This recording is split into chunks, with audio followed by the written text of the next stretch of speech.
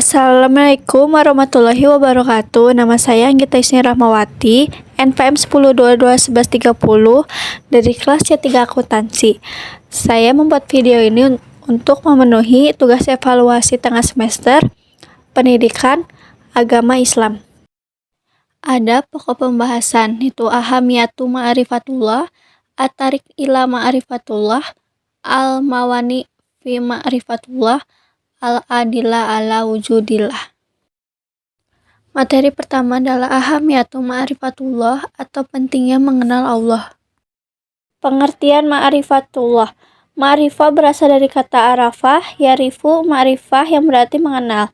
Dengan demikian, ma'rifatullah berarti usaha manusia untuk mengenal Allah baik wujud maupun sifat-sifatnya. Selanjutnya ada ciri-ciri ma'rifatullah. Yang pertama, asma, nama Allah Subhanahu wa taala, sifat Allah Subhanahu wa taala, afal atau perbuatan Allah Subhanahu wa taala yang terlibat dalam ciptaan dan tersebar dalam kehidupan alam ini. Selanjutnya, dukungan dalil yang kuat. Yang pertama, dalil nakli, kedua dalil akli, ketiga dalil fitrah. Sarana yang mengantarkan seseorang pada ma'rifatullah. Yang pertama, akal sehat, kedua, para rasul, tiga, asma dan sifat Allah Subhanahu wa taala. Cara mengenal Allah Subhanahu wa taala, yang pertama, jalan yang dilalui bukan atas dasar petunjuk Islam. Kedua, jalan mengenal Allah telah ditunjukkan oleh Islam. Jalan penghalang dalam ma'rifatullah. Yang pertama, al-kubru, kedua, az-zulmu, ketiga, kazibu, keempat, al-fusuku, kelima, al-kufru, keenam, al-fasadu, 7, al-ghaflah, 8, kasaratul masyi, ke-9, al-irtiyab. Selanjutnya ada at-tarik ila ma'rifatullah atau cara mengenal Allah. Ayat-ayat Al-Quran yang menerangkan at-tarik ila ma'rifatullah. Yang pertama, ayat kauliyah dalam Quran surat Atin ayat 1-5, kedua ayat kauniyah dalam Quran surat Nuh ayat 5-3.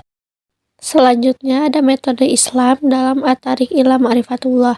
Pertama, dengan nakli dan akal dalam Quran surat Yunus ayat 100-101, kedua, membenarkan atau tasdik dalam Quran surat Qaf ayat 37, ketiga, menghasilkan iman.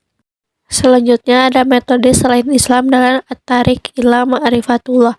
Pertama, dugaan hawa nafsu dalam Quran surat Al-Baqarah ayat 55, kedua, ragu-ragu dalam Quran surat Al-Hajj ayat 55, ketiga, berakibat kufur.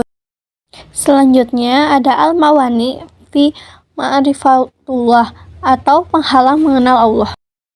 Sifat-sifat yang menghambat pengenalan terhadap Allah. Ada dua hal yang menghalangi manusia dalam mengenal Allah. Yang pertama, maradus syahwat atau penyakit syahwat, yaitu seperti kefasikan, dijelaskan dalam Quran Al-Hajj ayat 19, kedua, kesombongan, dijelaskan dalam Quran surat Al-Ghafir ayat 56, ketiga, kezaliman, dijelaskan dalam Quran surat As-Sajdah ayat 22, keempat, kedustaan, dijelaskan dalam Quran surat Al-Baqarah ayat 10, kelima, banyak melakukan perbuatan maksiat atau dosa, dijelaskan dalam Quran surat Al-Mutaffifin ayat 14.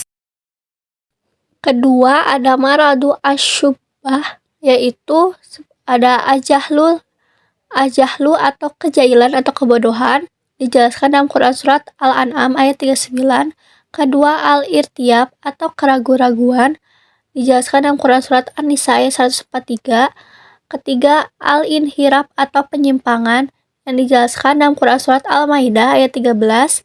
Keempat, al-ghaflah atau kelalaian, dijelaskan dalam Quran surat Ar-Rum ayat 7. Selanjutnya ada materi al-adillah ala wujudillah atau bukti keberadaan Allah. Ada eksistensi Allah dan dalil Allah.